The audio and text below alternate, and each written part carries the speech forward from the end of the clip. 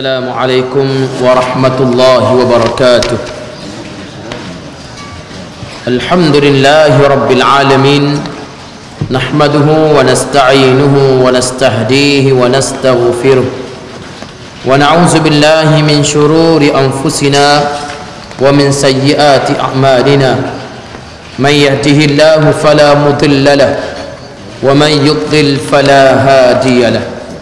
أشهد أن لا إله إلا الله وحده لا شريك له وأشهد أن محمدا عبده ورسوله صلاة وسلاما على حبيبنا المصطفى محمد صلى الله عليه وسلم وعلى آله وأصحابه ومن اقتدى بتعاليمه واستنى بسنته إلى يوم الدين. أما بعد، فإن أصدق الحديث كتاب الله وخير الهدي هدي محمد صلى الله عليه وسلم وشر الأمور محدثاتها وكل محدثة بدعة وكل بدعة ضلالة وكل ضلالة في النار.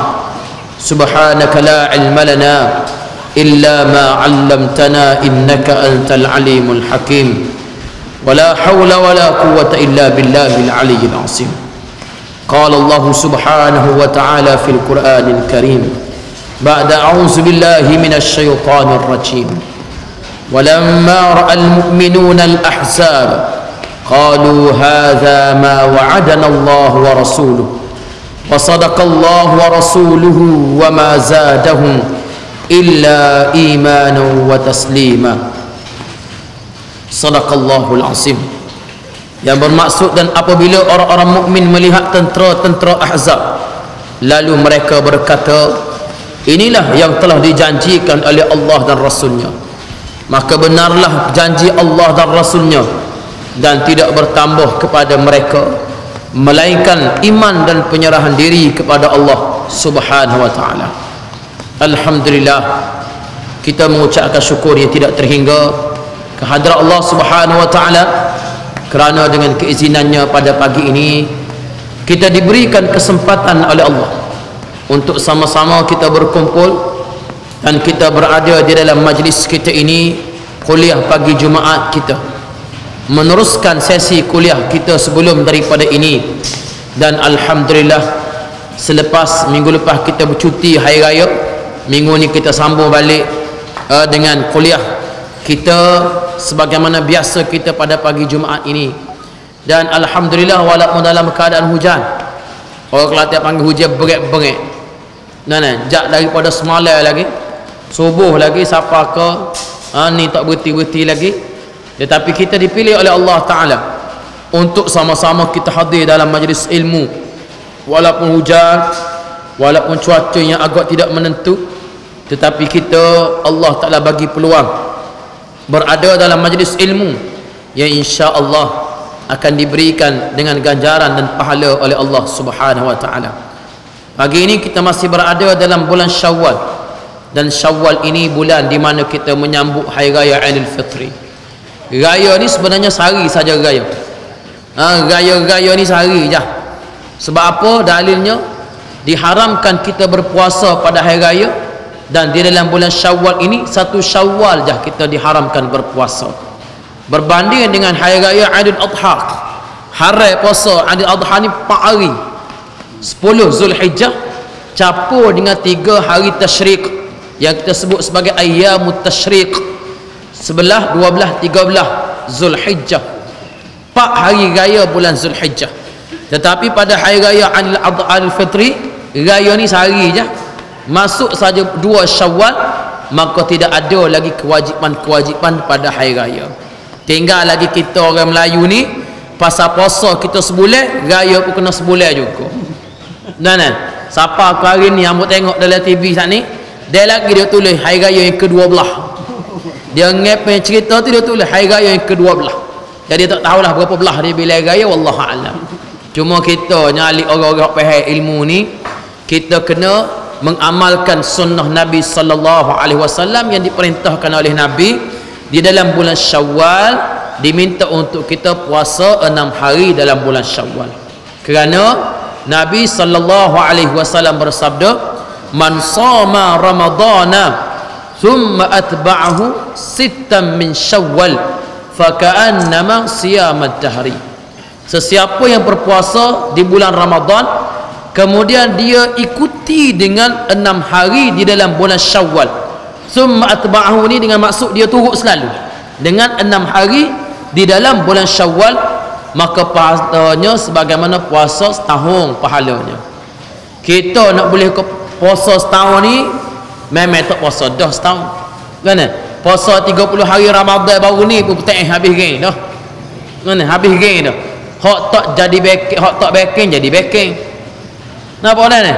Hak tidak panah barai jadi panah barai boleh puasa. Tu baru sebulan. Kita nak boleh puasa setahun ni dak dah. Tetapi pahala puasa setahun ini dijanjikan oleh Allah Ta'ala melalui puasa 6 hari di dalam bulan Syawal.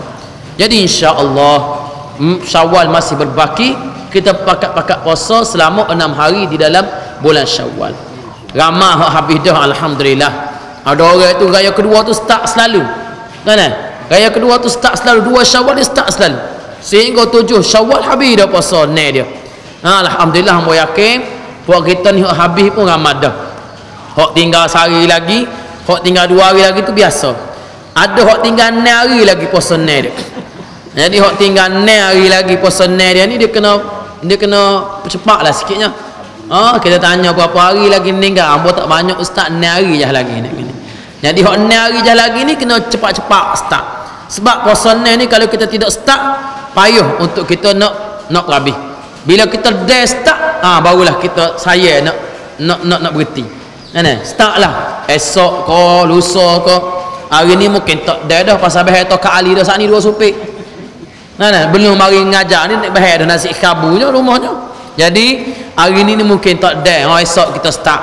Esok tak boleh ada gula lusa. Hari Senin aku start. Bila nak hari direct. Lah ni musim gula habis dah. Baru ni lepas pada raya tu gula direct lagi. Kadang-kadang setengah orang 5 tepak sehari. 10 tepak ada orang 10 tepak sehari. 10 tepak ni pula tepak saleh korek belaka. Saleh korek lagu mana? Saleh korek ni saleh lepas tu tuai tangan tu dia kekok sikit jari dia. Dia garu sikit, gerub garu nak kan. Cara-cara nak kokok gapo dalam. Jenis orang nakal sikit dia tisu ya dia nak kan. Ni jahat doa ni lagu ni. Jadi tetes nak ayatnya bahawa kita di dalam bulan Syawal ini kita pakat-pakat puasa 6 hari di dalam bulan Syawal, mengambil ganjaran yang disebut oleh Nabi SAW, faka'annama siyamat dahri. Para ulama berselisih pandangan kenapa disebut sebagai puasa 6 hari bulan Syawal ini ganjarannya selama setahun puasa. Ada yang kata bahawa kerana kita puasa bulan Ramadan ni 30 hari, capur 6 hari bulan Syawal jadi 30 ni pahala ni Tuhan ganda 10, 30 ni kali 10 360 hari setahun. Ini hak disebut oleh para ulama. Tetapi kita wallahu alam, kita serah kepada Allah Taala. Kalau nak kira dari sudut hadisnya, Nabi sebut puasa-puasa ni bukan ganda 10, bukan ganda 100, bukan ganda 700, tetapi berganda sehingga yang hanya diketahui oleh Allah Subhanahu wa taala.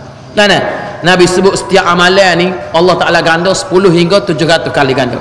Illa siyam. Qala Allah Azza wa Jalla, as-siyamu li wa ana ajzi bih. Kerana Allah Taala menyebut puasa-puasa ni untuk aku dan akulah yang berhak menggandakan pahala puasa. Jadi puasa ni bukan berganda 10, bukan berganda 100. Maka apa yang jadi puasa ni jadi pahala puasa di setahun, wallahu taala alam, kita serah kepada Allah Subhanahu wa taala. Yang penting Allah Ta'ala ini maha luah kurniaannya. Kita tawakal dan serah kepada Allah. Kita beramal dengan apa yang disebut oleh Nabi sallallahu alaihi wasallam. Insya-Allah. Kita pakai-pakai puasa lah. Insya-Allah. Minggu depan kita mari dengar orang mengajar biar habis dah kita puasa ni insya-Allah. Baik, balik pada cerita kita tuan sekalian. Pada pagi ini kerana kita berada dalam bulan Syawal, amo nak petik satu peristiwa yang berlaku di dalam bulan Syawal. Peristiwa besar yang berlaku dalam bulan Syawal tahun ke-5 Hijrah, iaitu satu peristiwa yang disebut sebagai peristiwa perang Ahzab atau peristiwa perang Khandaq yang berlaku pada zaman Nabi SAW.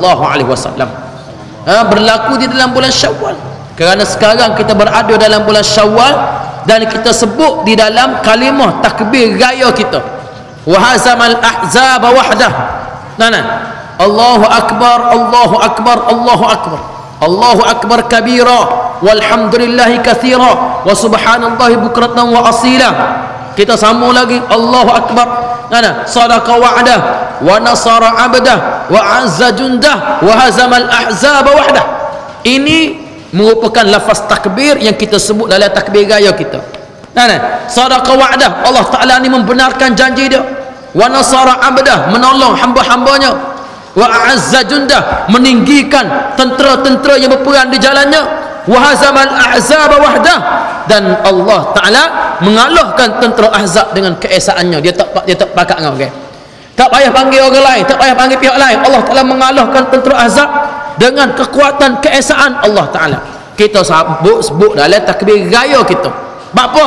Kerana mengambil sempena peristiwa Nabi SAW mengalahkan tentera ahzab dengan bantuan Allah Ta'ala dalam bulan Syawal. Sebab tu kita takbir raya ni kena semangat. Takbir raya ni kena semangat. Kalau di negara Arab takbir Allahu akbar, Allahu akbar, Allahu akbar, Allahu akbar, Allahu akbar, Allahu akbar. Itu takbir raya ni. Takbir dia punya semangat. Bila orang dengar takbir itu semangat. Allahu akbar, Allahu akbar, Allahu akbar, Allahu akbar kabira, walham. Itu takbir. Tapi dia kata orang Melayu ni, dia ada irama dia. Takbir kita ni takbir dendam perantau nama dia. Allahu akbar, Allah. Apa kan? Tu takbir tu orang dengar pun boleh teriak. Apa teriak ni? Teringat kau anak tak kelik. Anak tak balik, dia kata. Berapa orang dah tak balik ni? Tahu tak balik belakang anak. Berapa orang anak tak ada anak. Anak pun tak ada kelik kau anak. Jadi nak royak ke sekali, kita takbir ni salah dari sudut konsepnya. Patut takbir kita ni semangat, tapi tak tahulah mari mana takbir kita ni jadi kau mendayu-dayu. Jadi pak kambo pun wispeka kambo pun kena takbir lagu tu jugalah kita. Takbir tebing cara dia nyambat demo tu berat tak gaya mana. Tidaklah salah, tapi dia sudut semangatnya tidak kena. Tidak kena dia sudut semangatnya. Patut takbir ni semangat. Baik apa kita Allahu akbar, Allahu akbar. Jadi dia jadi lagu lain. Jadi tidak semangat, sedih je. Pakau kita Mesir pun, budak-budak kita Mesir ni, kita maya suku dengan orang Arab ni. Kita maya suku. Pak dia maya pagi lagi. Pak dia maya, kita pun semaya. Kita tepuh satu kawasan suku. Tepuh kawasan suku tu, takbir pun cara kita Malaysia jugalah. Cara kita Malaysia, askar-askarat dengar tengok hadap kan. Lepas tu tanya pula irama tu belajar mana hadap kan. Pasal sedap bunyi. Jadi nak ayatnya tu sekali bahawa dari sudut takbir patut semangat. Apa yang jadi semangat? Sebab kita nak ambil semangat tentera Nabi SAW yang mengalahkan tentera Ahzab dengan pertolongan Allah Ta'ala. Ketika mana berlakunya perang Ahzab tahun ke-5 Hijrah, yang mana tentera Ahzab ini dikalahkan oleh pertolongan Allah Azza wa Jalla. Maka kita sebut dalam takbir kita, wa hazamal ahzab wahdah. Allah Ta'ala mengalahkan tentera Ahzab dengan suara-suara dia tu tak pakat kira orang siapa-siapa. Tak payah minta tolong siapa-siapa. Bagaimana peristiwa perang Ahzab ini berlaku sekarang? Peristiwa perang Ahzab ini berlaku apabila Nabi SAW berada di kota Madinah. Ketika Nabi berada di dalam kota Madinah, selepas kita baca dalam sejarah, dalam perang Badar, Nabi mendapat kemenangan oleh Allah Subhanahu wa taala. Dalam perang Uhud, misi yang nak dilancarkan oleh tentera Uhud untuk nak menakluki kota Madinah gagal. Mereka nak mari serang kota Madinah, nak menakluki kota Madinah, nak membunuh Nabi SAW, gagal, tak berjaya. Maka mereka rancang perang kali ketiga, iaitu perang Al-Ahzab. Perang Ahzab. Bagaimana? Ketika mana orang-orang Yahudi Bani Quraizah dan juga sebahagian daripada Bani Nadir mengambil pendirian untuk nak mengkhianati perjanjian dengan Nabi SAW. Yahudi yang berada di Madinah, mereka janji dengan Nabi, mereka nak pertahankan kota Madinah, tetapi mereka tak sanggup duduk dengan Nabi. Sebahagian daripada mereka pergi jumpa dengan orang-orang musyrikin yang berada di Mekah. Jumpa dengan orang-orang musyrikin yang berada di Mekah. Tujuannya apa dia? Tujuannya untuk supaya orang-orang musyrikin di Mekah menyerang kota Madinah, dan mereka melafazkan janji taat setia bahawa mereka akan bantu orang-orang musyrikin untuk menakluki kota Madinah. Mereka khianati perjanjian. Orang-orang musyrikin di kota Madinah, kota Mekah ni, hak duduk Mekah ni, dia percaya tak percaya, boleh percaya ke pokok Yahudi ni, mana boleh percaya ke tak boleh percaya. Dan hari tu Yahudi ni, walaupun mereka ni musuh Nabi, tetapi mereka ni dikenali sebagai penganut agama samawi, agama langit. Yahudi ni penganut agama langit. Mereka tidak sembah berhala. Siapa kalau lelan ni kita tengok Yahudi tak sembah berhala, tidak sembah berhala dah ni. Yahudi mereka tidak menyembah berhala, maka penganut mereka dikenali sebagai penganut agama langit. Berbanding dengan orang-orang musyrikin di Mekah, mereka ni menyembah berhala. Maka cara nak suruh Yahudi ni betul-betul terikat dengan mereka, orang-orang musyrikin Mekah campur pokok Yahudi ni, kalau mu betul-betul nak bersama dengan kami, kamu betul-betul nak bertaat setia dengan kami, mengikat perjanjian dengan kami, tunduk kepada berhala. Mereka cabar Yahudi ni sujud kepada berhala.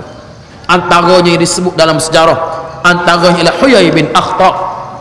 Huyai bin Akhtab ini seorang pemuka Yahudi, seorang tokoh besar Yahudi. Anak dia Safiyah binti Huyai bin Akhtab. Safiyah ini akhirnya masuk Islam. Safiyah ini kahwin dengan Nabi SAW. Tapi Huyai ini seorang yang paling kuat musuh dengan Nabi SAW. Safiyah ini, Huyai ini orang yang paling kuat musuh dengan Nabi. Dan disebut dalam sejarah bagaimana Huyai pergi ke Mekah. Bila dia dicabang untuk sujud kepada berhala, dia sujud kepada berhala. Dan dia menyatakan bahawa berhala ini lebih layak untuk dijadikan Tuhan, lebih layak daripada Tuhan Muhammad yang disembah di Madinah. Padahal mereka tahu bahawa agama dibawa oleh Nabi ini agama yang benar. Padahal mereka tahu bahawa agama yang dibawa oleh Nabi agama benar. Sebab berhala ni satu agama yang palsu, tapi kerana untuk nak dapatkan matlamat keuntungan politik mereka, mereka sembah berhala. Allah Subhanahu wa taala menurunkan ayat untuk orang-orang Yahudi. Alam tara ilal ladzina utu nasiban minal kitab yu'minuna bil jibti wat taghut wa yaquluna lil ladzina kafaru haula'i ahda minal ladzina amanu sabila ulaika allazina la'anahumullah. Allah Taala menyebut, alam tara ilal ladzina utu nasiban minal kitab, adakah kamu tidak melihat orang-orang yang telah diberikan sebahagian daripada kitab, yakni Yahudi yang telah mendapat kitab oleh Allah Azza wa Jalla, mereka diturunkan kitab Taurat pada mereka. Tiba-tiba siapa masuk, mereka tunduk kepada berhala. Yu'minuna bil jibti wat taghut, mereka beriman kepada al-jibti wat taghut, beriman kepada berhala, at-taghut, kepada Tuhan yang disembah malaikat Allah. Lalu mereka berkata, berhala inilah lebih baik daripada apa disembah oleh Muhammad. Jauhnya mereka daripada kebenaran yang mereka imani dalam hati mereka sendiri. Ini Yahudi. Bila mereka melafazkan taat setia kepada puak-puak musyrikin yang berada di Mekah, maka Abu Sufyan disusun tentera dia. Tak boleh kalau gitu mengkelik.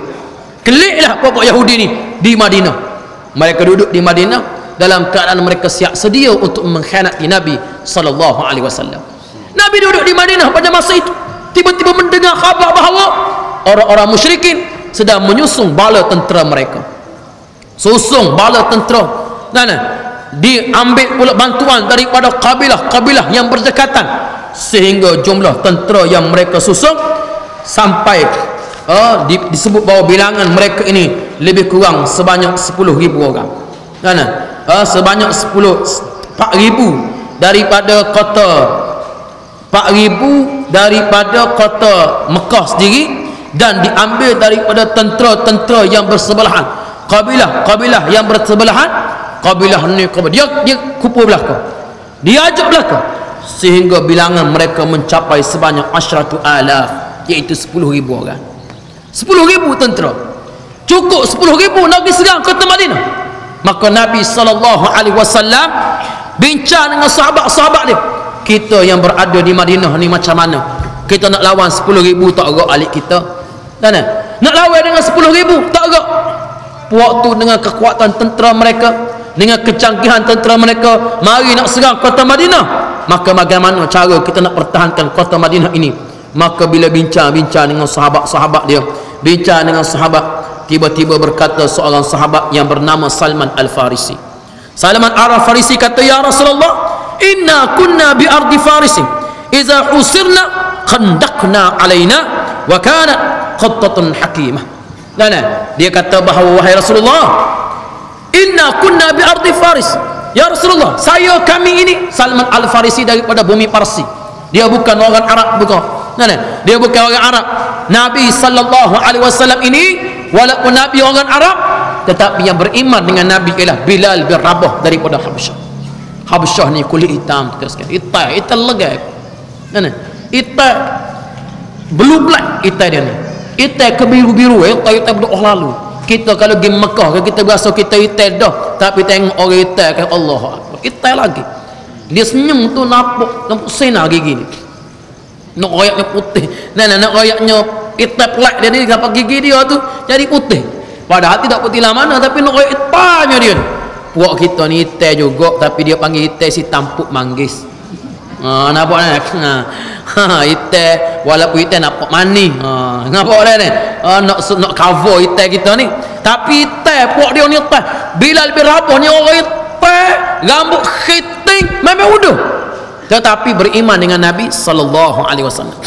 Nabi sebut bahawa aku masuk, aku dengar, wahai Bilal, suara sepatu kamu dalam syurga. Aku dengar suara teropah. Bilal bin Rabah ni ada teropah. Dia ada teropah, dia ketah. Dia jalan tu orang dengar. Orang tahu Bilal bin Rabah jalan. Nabi kata, aku dengar dalam syurga, aku mimpi, aku dengar suara sepatu kamu wahai Bilal dalam syurga. Masya Allah. Walaupun Bilal ada orang kulit hitam, tapi dia masuk syurga. Alhamdulillah. Walaupun Nabi ni orang Arab ni comel, Arab ni comel, tu sekali comel nak banding kita Melayu ni, memang tak lawak. Hidung macung. Sebab tu sayang kita di Sarawak tu mati bini dia ambil orang Arab jadi bini dia. Tak nak gapo sayang kita tu. Kau boleh anak dodok lagi tak tahulah kan. Pasal orang Arab ni comel. Arab ni dengar matanya, dengar hidup Tuhan buat comel, tetapi comelnya mereka ini tak ada rega kalau mereka tidak beriman kepada Allah Ta'ala. Abu Lahab pak darah Nabi. Apa makna Lahab? Lahab ni comel. Lahab ni comel. Nikah dengan siapa dia? Nikah dengan Ummu Jamil. Jamil pun comel. Jamil ni maksud comel. Digelar Abu Lahab, digelar Ummu Jamil, pasal dua-dua comel, dua-dua lawa. Pasangan comel belakang dua-dua. Tetapi walaupun dua-dua ni comel, dua-dua lawa, Abu Lahab ini sayasla naran zatalah, dia akan masuk dalam neraka Jahannam yang menjulang-julang tinggi apinya. Bukan setakat dia masuk neraka, haknya pikul kayu api. Wa mra'atuhu hammalatal hatab, hak pikul kayu apinya bini dia sendiri. Tak ada rega, comel tak ada rega. Nampak? Sebab tu Melayu hak kita kata Melayu ni bangsa tak ada rega kalau tidak beriman kepada Allah Subhanahu wa taala. Tak ada rega. Arab kita sekalian, mereka ini bangga dengan darah Arab mereka. Tapi Nabi bawa suatu misi, suatu pemikiran bahawa mungkin orang Arab ni la fadla arabi ala ajamiyyin illa bittaqwa.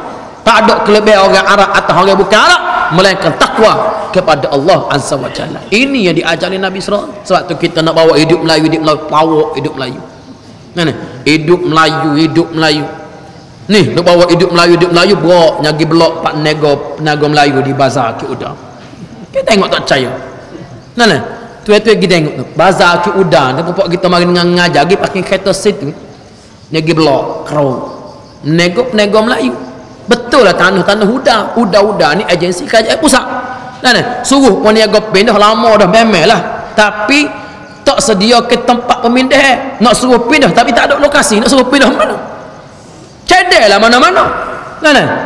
Ni nak royak bak udan ni dulu. Cedek lah mana-mana. Dia pergi blok. Ni cara orang kerajaan pusat jaga orang Melayu. Ni cara dia. Hidup Melayu. Beroknya pergi blok. Nak pakai kereta pun tak boleh. Nak pergi beli pun tak boleh.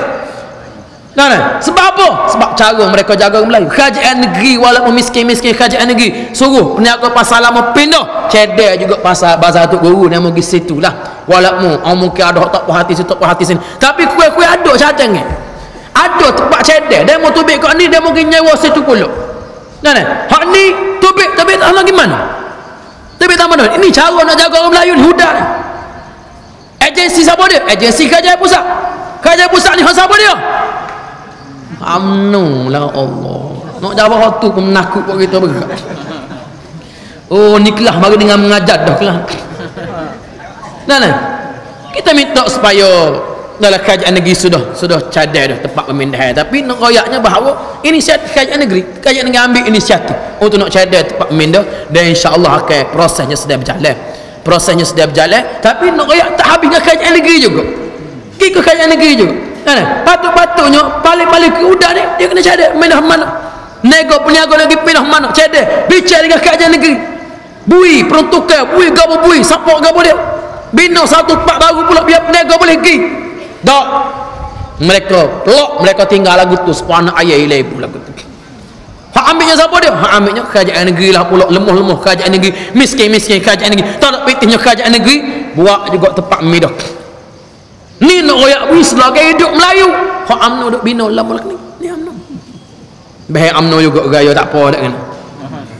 Kau marah Ni nak royak jahat sebab ambo nak cerita terus sekali belum pada ambo mari, belum pada gaya baru ni dia 3-4 hari belum gaya.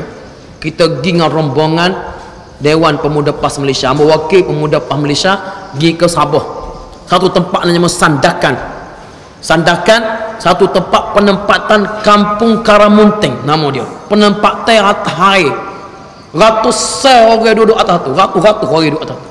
Dengan rumah sepik, tak ada bilik. Duduk dalam tu dengan miskin, ada sebutir rumah tu tuan-tuan sekalian, orang amo jumpa orang tua duduk dalam rumah ni, dia duduk belai-belai rokok lagu tu, nak angkat kepala tak boleh. Sepiknya rumah ni gendahnya tuan sekalian, dia nupai bawah rumah orang. Rumah tu dah lah buruk dah, dia nupai bawah tu, dia laki bini duduk dalam tu, duduk situ. Ada kanal IC biru molek-molek.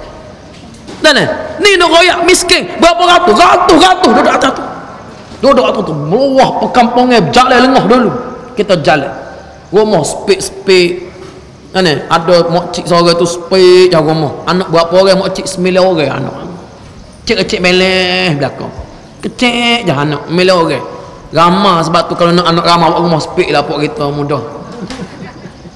Dia Allah sedih ada kedai rucik jual barang tengah-tengah tu dia jual makanan, dia jual beras 20 sen supik, beras 20 sen, minyak masak 20 sen, telur sebutir dia jual sebutir, minyak masak go 20 sen, beras go 20 sen, gula go 20 sen.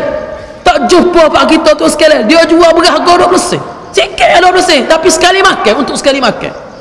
Minyak masak 2-3 kali goreng boleh lah ni go 20 sen ambil. Nak royaknya bahawa itu azabnya di mana? Di Malaysia. Mana? Di Sabah. Ni. Tetapi yang menakjubkan, setiap rumah ni ada dera dacing belakang. Ada dera dacing duduk serang kiri kanan bergantung Allahu Akbar. Dera dacing. Bapa yang gantung dera dacing ni? Sebab ini syarat nak boleh bantuan. Tak ada daerah ni tak boleh bantuan banyak mana? Bantuan kadang-kadang beras kapik tu je lah bantuan. Mari hari undi kutip kat menalai jahatnya UMNO Barisan Nasional ni. Kau tak percaya lagi batu ambo sorang orang lain tak tahu UMNO Barisan Nasional ni jahat baksu jahat baksu ni kalau kita sebut batu kita cuma dia kata apa warna lah ni ustaz nampak pelak ke UMNO nak ke hudu UMNO nak gani iyalah nyadalah time buat kadang-kadang nak kan cuma kita tak nak masalah dia nak peluang tu kita masuk tapi nak percaya maksud makan dalam perut dok dalam perut dok kita sekadar untuk kepentingan untuk kebaikan semua kita berjanji kita salat kita ambil manfaat tapi kita nak serah belakang siapa kau serah kau pisah duk demo dok jalan kata Allah kau tak setuju dengan royak ni apa ni Islam Melayu alhamdulillah kita tahu UMNO ni Melayu Islam tapi kalau dia betul-betul nak Islam marilah kita dah marilah kita dak kan mana dalil tak ke Islam no walaupun dia kata nak hudu di Terengganu Adung Bukit Payung ya Muhammad Ustaz Nur Hamzah bawa usul hudud di Terengganu, tak ada masuk deweknya tolak main-main. Tolak dah. Kalau betul nak hudud buat di Terengganu. No di Selangor. Di Selangor UMNO filekan isu hudud, usul hudud. Speaker Selangor ni di AP dia terima usul nak bahas dalam dewek. Terima. Tak ada masuk deweknya tarik gelik pula weh. Tarik gelik. Apa mana dalil UMNO ni nak kau Islam ni mana? Mana dalil nak kau Islam ni? Ini benda. Sebab tu tuan-tuan sekalian, balik pada cerita kita ni, perjuangan Islam tidak diasaskan di atas dasar bangsa, tidak di atas dasar bangsa. Kamu pergi ke Karamunting ni, Masya Allah, dengan suasana yang cukup berat, dengan keadaan yang cukup tidak selesa, dengan rumahnya cukup buruk. Ini cara mereka mengekalkan kuasa mereka. Selagi mana orang miskin, selagi mana orang bodoh, selagi mana orang ni dalam keadaan melarat, selagi itulah mereka boleh mengekalkan kemenangan dan juga kekuasaan mereka. Dapat orang cerdik-cerdik, habis boleh kita belakang. Kota Baru kita menang, Kota Kinabalu kita menang, Kuching kita menang, Kota Rakyat menang, kalau Terengganu kita menang. Ibu negeri di Malaysia ni boleh kita. Hak mereka menang mana? Tempat jin tendai ni tak seroyak lah mungkin marah pula dengan ni, tapi bilik sendiri lah tempat jin tendai tu. Tempat orang-orang hak ramai orang-orang yang tidak ada pendidikan tinggi, tempat orang yang kalau kita tanya bewok pun dia makan, remah pun makan, helikopter lalu ke mana, helikopter tak terbang makan juga dia, makan juga helikopter ni. Apa lagu ni yang mereka boleh menang? Sebab apa? Sebab selagi mana manusia ni tidak ada pendidikan, mereka akan ikut orang yang boleh bagi makan kepada mereka. Ni benda. Jadi balik pada cerita kita, tak perai lagi kita ni. Lama dia tak gugur mari, kena berhentilah hambanya. Perai tak perai pun. Maka Nabi SAW, apabila Nabi SAW dengar kata-kata Salman Al-Farisi, Salman Al-Farisi kata, ya Rasulullah, inna kunna bi ardi farisin iza usirna khandakna. Wa Rasulullah, kami duduk di bumi Parsi dulu, kalaulah kami dikepung, kami akan gali parit. Ini idea Salman Al-Farisi. Sebab Tuhan sebut tadi, Islam tidak tertegak di atas dasar bangsa. Lepas tu insya-Allah kita dalam bab saudara-saudara kita peniaga bazar akhir udah ni, kita minta lah, kalau kerajaan negeri kena bertindak cepat, buat cepat pemindahan mereka. Hak UMNO ni memang tentu jahat dah, ni tanda jahatnya UMNO ni tanda jahat. Sebab tu kita minta insya-Allah isu ni kita harap supaya dapat selesai dengan segera. Itu harapan kita. Jadi Nabi SAW dengar kata-kata Salman Al-Farisi, Nabi pun galilah parit.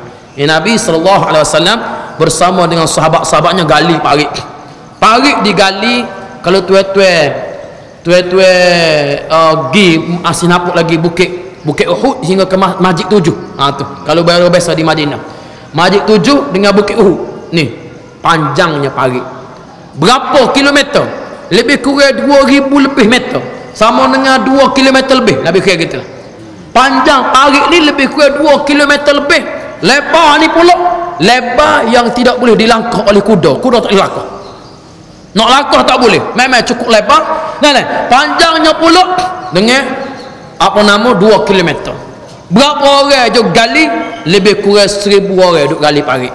Ada yang kata 2 minggu, ada kata 6 hari tempoh gali parit. Gali parit untuk nak menghalang tentera Mekah daripada menyerang kota Madinah. Tidak kata lingkung Madinah tak, sebab Madinah ini ada dilingkungi oleh bukit buka, hutannya. Kalau satu ketembukan tentera nak diserang tak sesuai melalui bukit buka hutan ni, maka mereka keserang melalui sebelah utara kota Madinah. Belah utara kota Madinah. Maka nak serang sebelah utara ni lah, maka digali parit 2 km gali 2 km parit. Berapa orang gali? Lebih kurang 1000 orang. Nabi SAW sendiri gali. Dalam hadis disebut Nabi turun, Nabi gali parit. Nabi turun, Nabi gali, Nabi ambil batu, Nabi pecah batu dengan sahabatnya lebih kurang 1000 orang. Hak gali parit ini, itu Nabi SAW.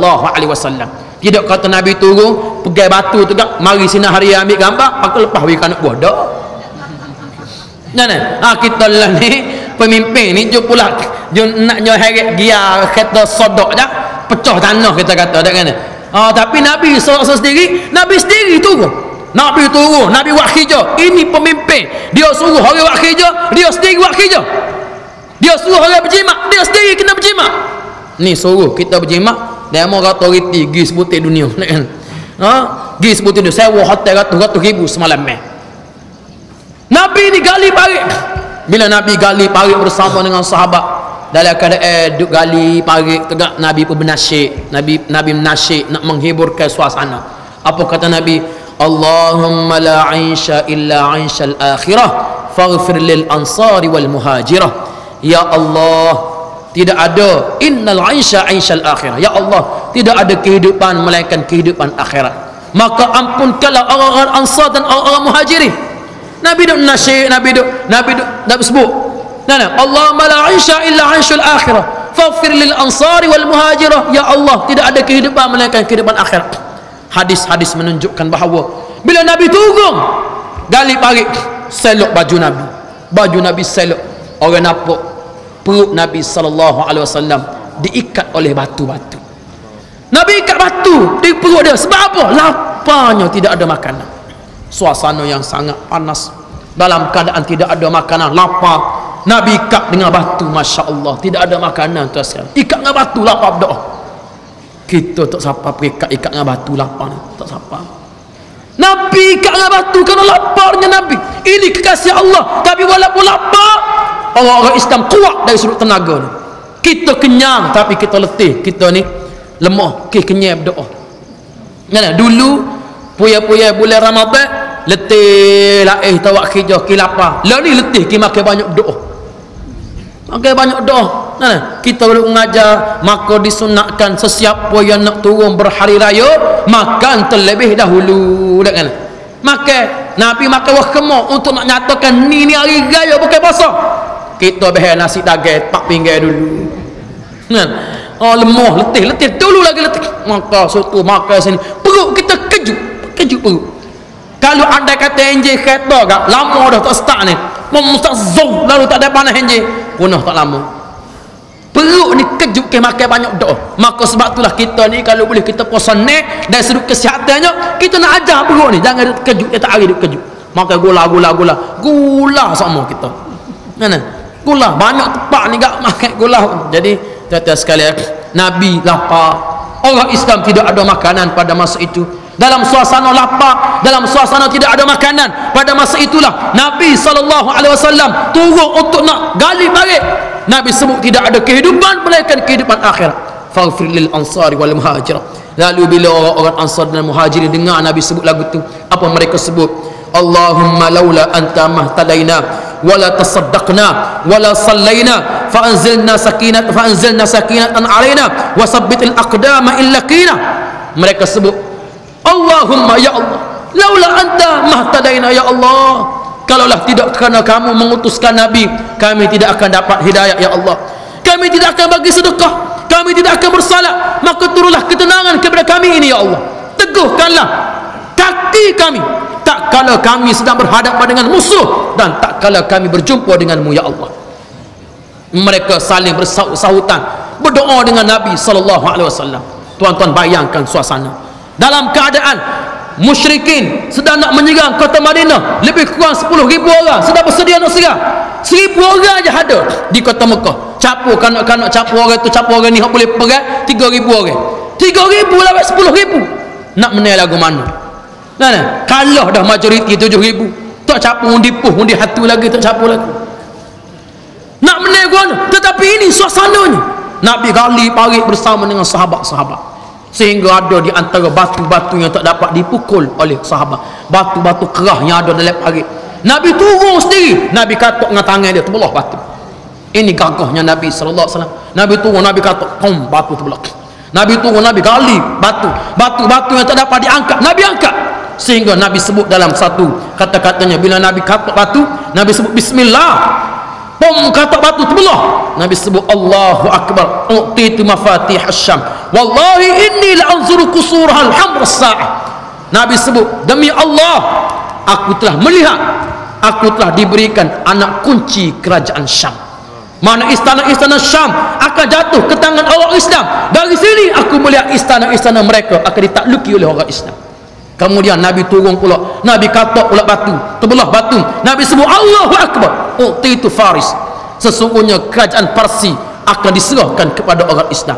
Daripada sini aku melihat bandar-bandar mereka sedang ditakluki oleh orang-orang Islam. Masya Allah. Madinah nak kena serai tu sekalian.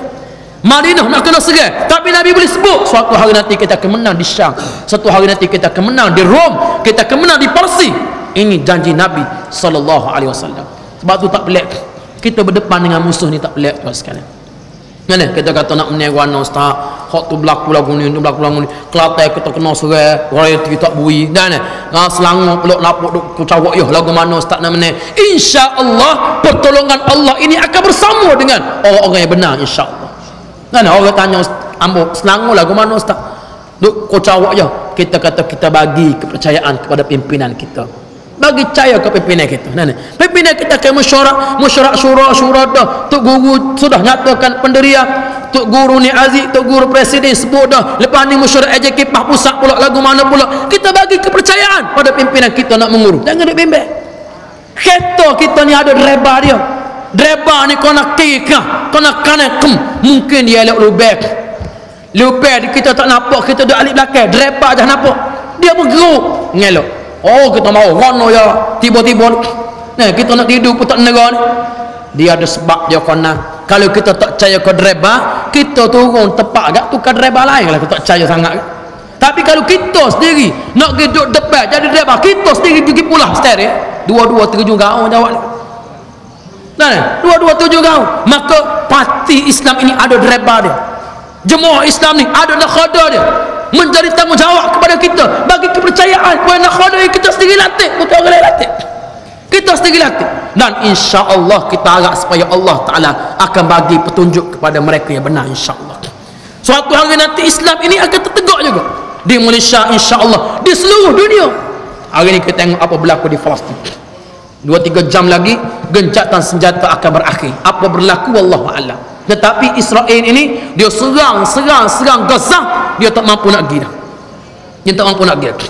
Baru dia serang mati di kalangan tentera Israel lebih daripada 100 orang dah mati.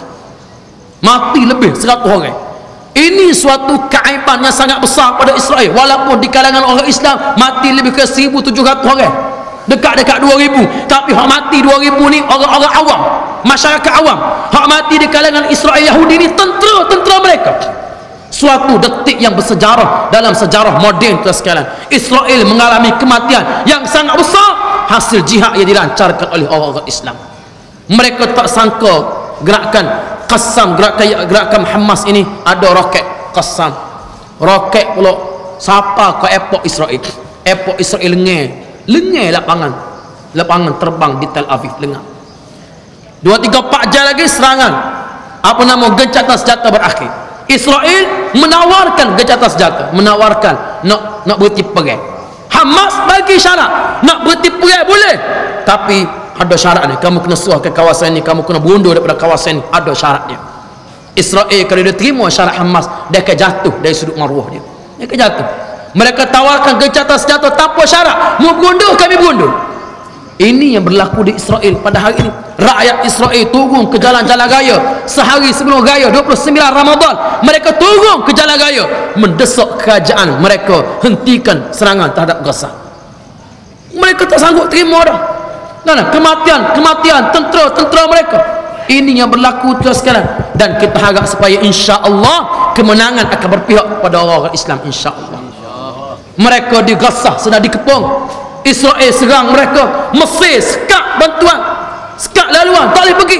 Sebab tu Khalid Mashal dia berkata dalam satu kata-kata, dia kata kami tidak mengharapkan supaya kerajaan Mesir buka pintu sempadan. Kami tidak harap.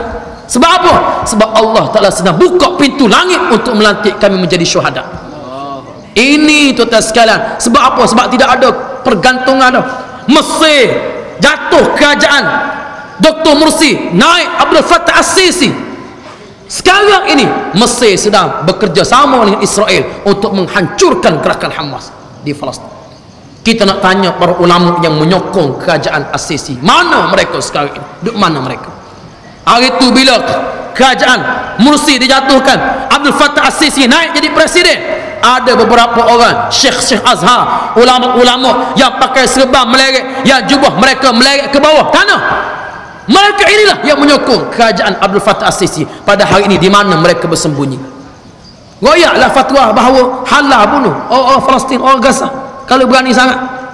Ini nak royak teruskan. Sebab itulah tidak sama di antara para ulama yang duduk beribadat dengan orang yang berjihad di jalan Allah Subhanahu wa taala, tidak sama. Amo nak baca sebab tu pernah satu kali seorang pejuang Abdullah bin Mubarak Fudail, Abdullah bin Mubarak ni dia apa nama, dia seorang yang berjuang di perbatasan. Dia ni menentang tentera Mongol. Saya dia Fudail bin Iyad ini seorang abid, seorang orang duduk beribadat. Dia beribadat, dia tak pergi, dia duduk di Masjid Haram, duduk doa, duduk mayajat, dia cara dia duduk di Masjid Haram, dia tak pergi. Abdullah bin Mubarak ni pergi. Dia atas surat kepada saya dia kata, ya abidal haramain, lau absartana la'alimta annaka bil ibadati fil ibadati tal'ab man kana yakhdabu khaddahu bidumu'ihi fanuhuruna bidima'ina natakhadda. Dia kata, wahai ya abidal haramain, wahai orang yang sedang beribadat di Masjid Haram, Masjid Madinah, kamu, kalau kamu melihat kami yang sedang berjuang ini, kamu akan mendapati ibadat kamu hanyalah main-main je. Ni main-main je ibadat. Muduk teriak, muduk semaya, muduk sujud, muduk tahajud. Kalau mu tengok kami sedang berjuang, kamu akan terasa ibadat kamu ni main-main. Sebab dalam keadaan mata kamu mengalirkan air mata kerana semaya hajat, duk tahajud mengalirkan air mata, kami duduk di perbatasan ini, kami bermandi dengan darah kami sendiri pertahankan kerajaan Islam. Lepas tu kita sekali kita duduk sini, kita tak berasa gapo. Kita tak berasa gapo, kita kata rasah, kita sebut Palestin, tapi orang Palestin dia tahu sendirilah bagaimana. Tengok dalam gambar macam mana anak-anak yang pecah pala ni, tunjuk mayat saja, pala tu tak pecah, tubik kali ngotok-otok habis. Ada seorang bapak tu dia tunjuk dalam video tu, dia pegang mayat anak dia tunjuk anak patung. Dia kata, wahai anakku ni, anak patung ayah beli ni, munduk tengok munak sama main ni, bangun lah main lah. Tak boleh terima kematian si anak, tak boleh terima anaknya mati. Ada ibu menangisi kematian anak lelakinya. Ada orang yang mati habis sekeluarga. Tulis dalam Facebook, dia kata, kami baru saja bersahur, kami tak tahu kami nak buka di mana, mungkin di dalam syurga. Lepas dia tulis tu, rumahnya dibom, mati habis dalam rumah tersebut, termasuklah dia buka dalam syurga insya-Allah.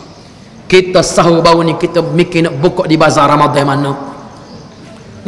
Kita buka nak bazar Ramadan mana, tetapi mereka bersahur, mereka mimpi nak buka dalam syurga. 1,700 orang dah mati. Lepas tu insya-Allah kita cubalah dengan apa jua usaha. Hak derma kita ada, kita hala. Hak baikok lah. Ni dak kita ni Yahudi duk maru habis gini dah. Yahudi gini. Klik rumah behel rokok juga ni tak tahu. Yahudi tu dah habis gini, duk marahnya behel rokok juga. Jadi kalau boleh seawal-awal boikot ialah berhenti merokok. Boleh ke tak buat kita? Boleh janji ke tak? Siapa tak sanggup akak nangis. Sanggup belakang buat kita kan ni.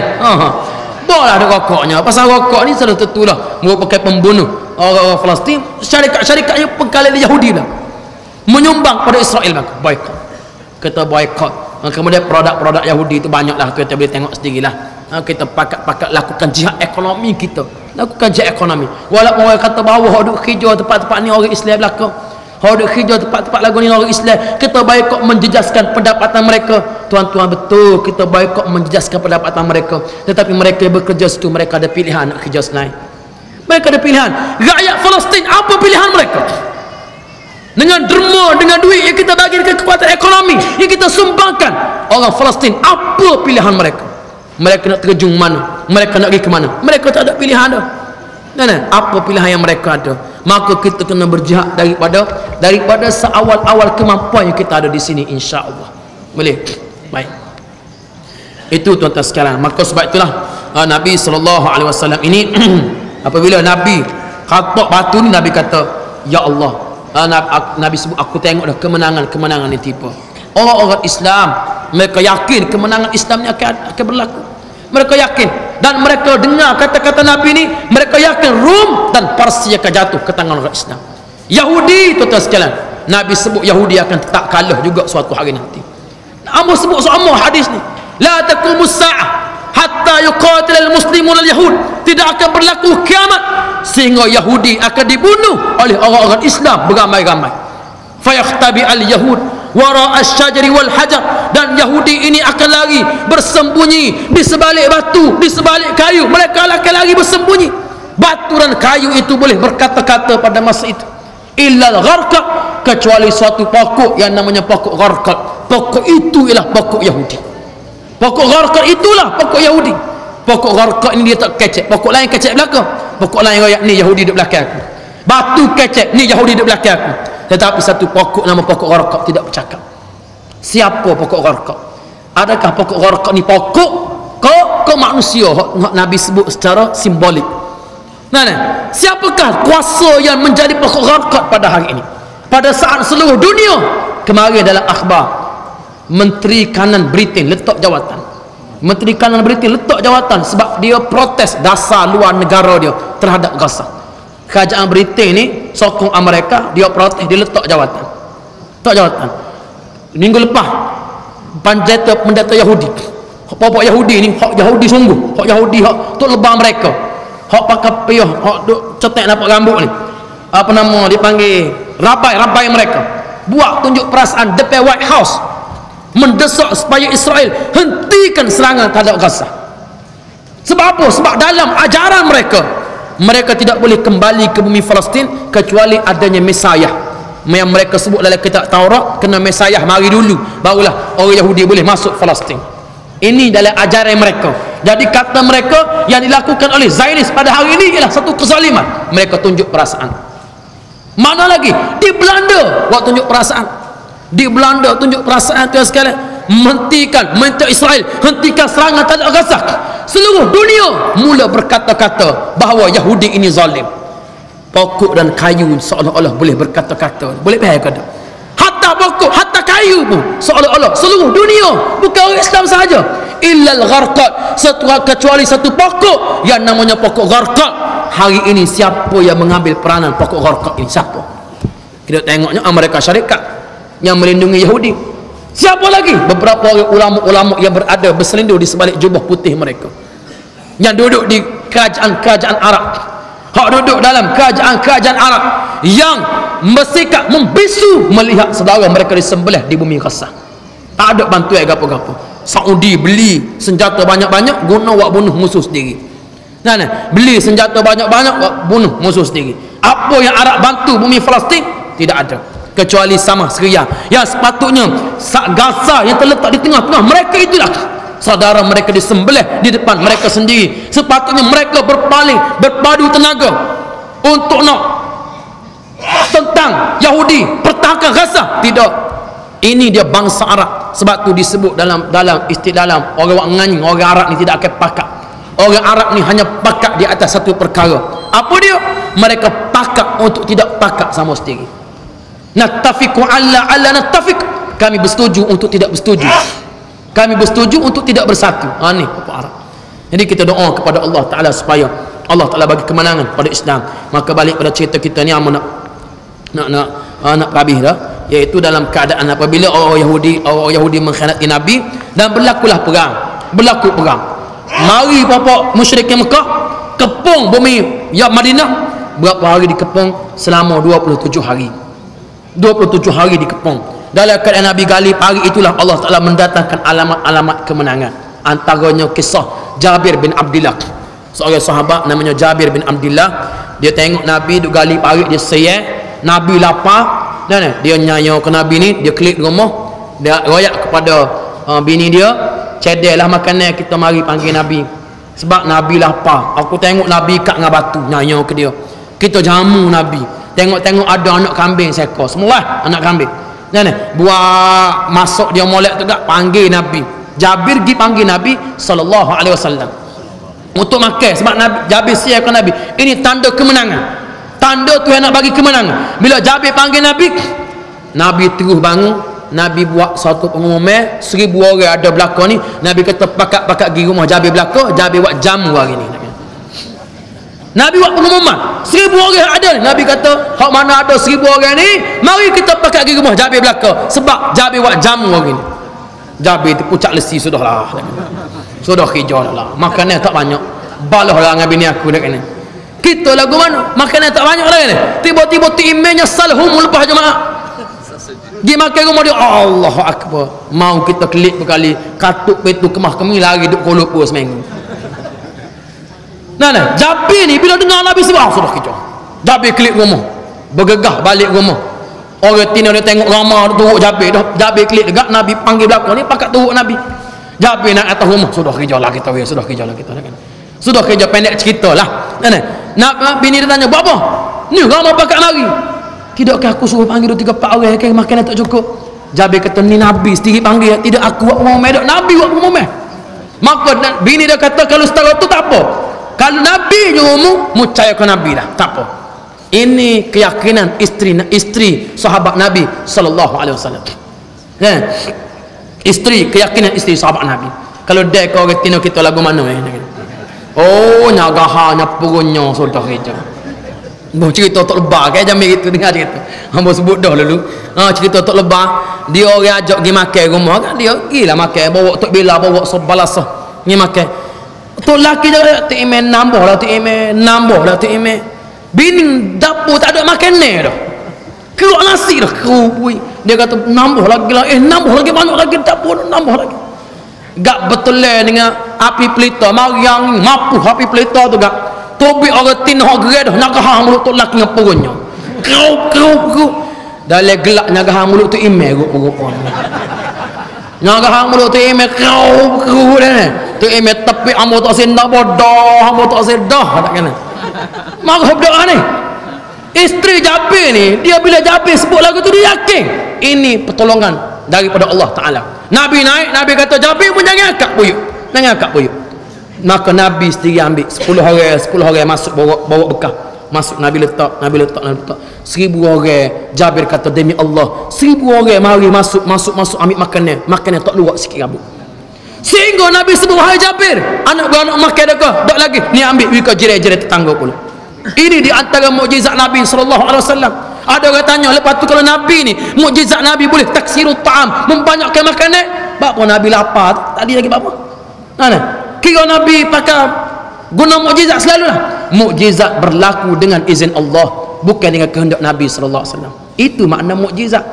Kalulah jenis benda pelik berlaku dengan kehendak kita, nak terbang, nak ngaik, itu bukan mukjizat.